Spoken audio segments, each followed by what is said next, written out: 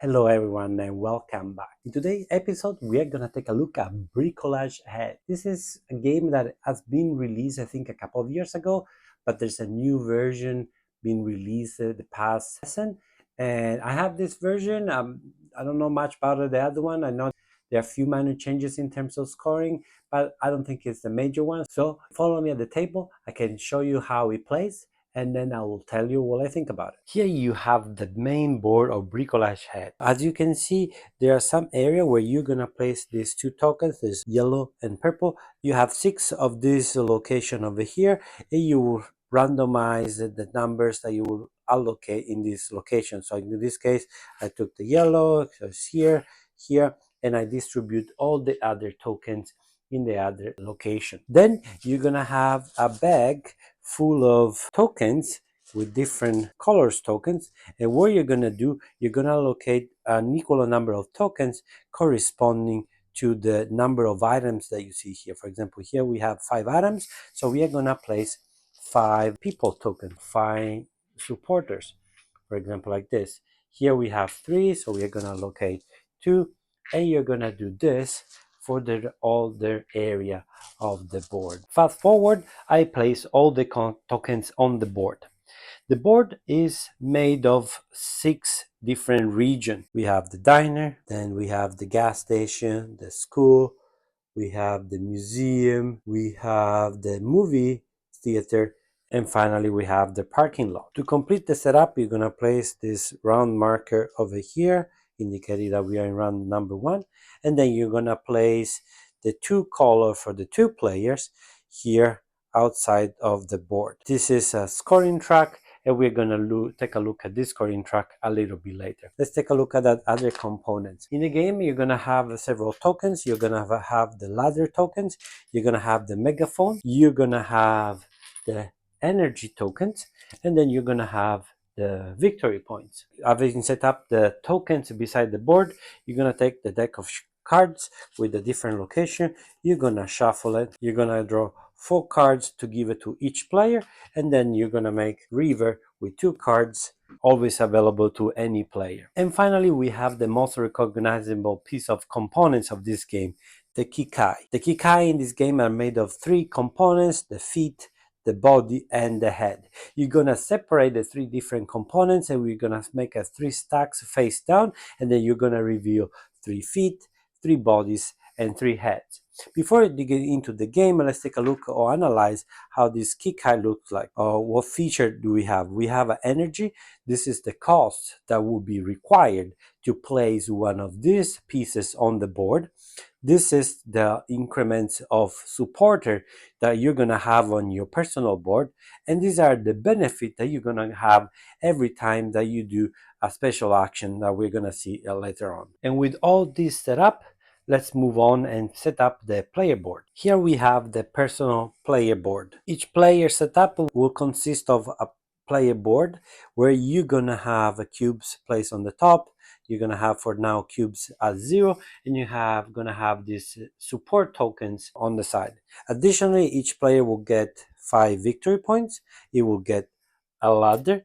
It will get 5 energy, and then it will get megaphone.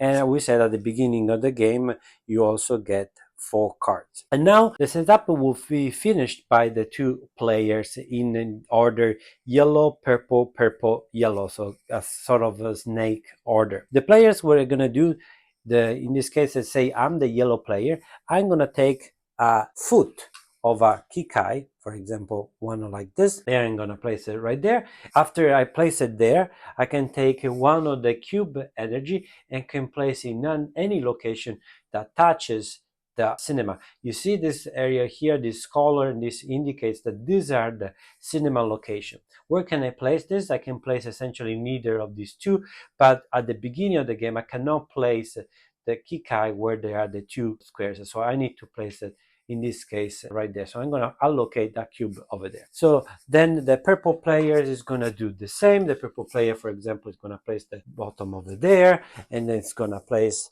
the cube over here, and that's going to be done twice. And here you can have a board set up for the game. So we have the base of the kikai, we have the cubes. Remember, you cannot place a cube where there are two spaces like that. And after that, you are ready to begin. The game will take place 4 rounds and player will alternate in turns. Here you have the turns where you're gonna place one or multiple cards. You're gonna place them face up and you're gonna display it over here. This will keep track of the number of turns per round. Here at the very bottom right, you're gonna see the number of rounds per player based on the round that you are in. So for example, here the yellow player in round 1 and round 3 is going to have 6 turns, while it's going to have 5 turns in round 2 and 4. It's going to be the opposite for the purple player. So the yellow player is going to be always the first player in the game, and the purple and the yellow will alternate in terms of number of rounds. You're going to keep that, and the game is to build the most beautiful kikai, invite your fans, and score points. There are 2 ways to end the game. One, if you put all your science tokens on the board, that will cause the end of the game and actually will grant the immediate win to the player who achieves that. Or you finish all the 4 rounds and then you count points, and who has the most points is the winner, which usually that's the most likely things to happen. But I also seen put all the science tokens on the board. So now it's time to see what kind of action you can do. Everything in this game is driven by these cards, which are the resources of the game, and is very hard economic. Every action is one card of your hand. So what you're going to do on your turn, you're going to select one card which indicate the location you are going to do your action. You're going to place it here and you can do your action. Additionally, you can spend a megaphone to play another card and do another of the possible action that we're going to discuss later. In the case you don't have the location that you want to perform your action, you can spend 2 identical cards in one turn, and that will count as a wild card. You can do in any location. After you done your action, then you draw 1 card from the deck, or you take 1 card from the face-up cards and you pass your turn. Additionally, you can spend 1 or more ladder token to draw an equal number of cards. Cards are very, very scarce. These dictate how many things you can do on the run. So it's very important to have many cards, to have flexibilities, and so to have ladder tokens that will allow you to draw more cards. So now let's take a look at the different action that you can perform. I forgot to mention that during setup, when you place the base of the kikai, you will increase the support according to the number. So in this case, we have +1 for the blue and +2 for the green. So first action you can do is create a kikai. In this case, we have the feet of the kikai, and we can build the body. Very intuitively, you need to start from the bottom to the head. You cannot skip the body, so you cannot put the head and feet together. You need to go in order from bottom, middle, and top. So in this case, we have the bottom part, and we can place this one. Remember, to do an action, in this case we are in the cinema, we need to spend 1 card matching that location to perform that action. So we spend this card, and now we can place this piece of component on top of our base. Remember, here at the top we have the energy, here we have the number of influence that we are gonna get. So to place the body on top of the base, we need to spend 4 energy, and in return we're gonna get +2 influence. After you've done that, you place a ladder over here, a ladder token over here. You don't have to place it immediately if you don't have it, but if you do, you are actually encouraged to do that. You always can place it later. It's a free action that it can be done and performed anytime before scoring. The ladder indicates that the fans, when are going to see this big construction, they need a ladder to observe the body. And when you're going to build the head, you will be required to have 2 ladders placed over here. Of course, if you want to see the very top of this kikai, it will be required a big ladder to see and go to the top. If during the game you are the first player to complete a kikai, so base, body, and head, you will be able to claim one of these achievements. These are in Japanese. If you have the newest version, going to be in English. This is the only not language independent part of the game, but it's very easy to find the translation on the internet. So if you are the first one in one location to complete a full Kikai, you can claim one of these bonuses. The next action you can do is advertisement. You need to advertise your beautiful art.